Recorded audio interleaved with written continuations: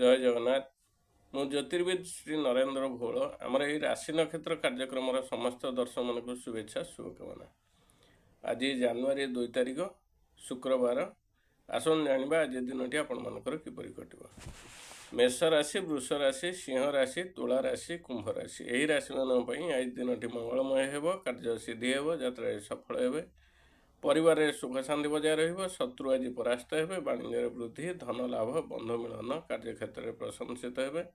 आज आप 100% परिश्रम कर 70% फल पाइबे।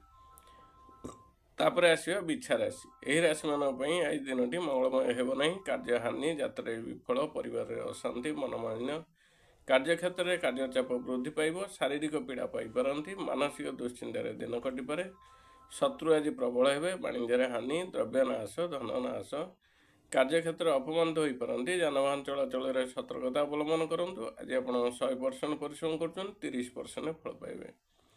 तापर आसिया मिथुन राशि, कर्कट राशि, कन्या राशि, धनु राशि, मकर राशि, मीन राशि यही राशि मानी आज दिन टी शुभ शुभ उभय मिश्रित फल लाभ हो, कार्य सिद्धि हो, यात्रा सफल हे, परिवार में सुख शांति बजाय रत्रु आज परास्त हे, कार्यक्षेत्र में कार्यचाप वृद्धि पाइब, शारीरिक पीड़ा पाइपारती, मानसिक दुश्चिंतार दिन कटिपे। आज आप 100% परिश्रम कर 50% फल पाइबे। आमर राशि नक्षत्र कार्यक्रम ये शेष है। शेष कही रखुची आज बिरी खातु नहीं। जय जगन्नाथ।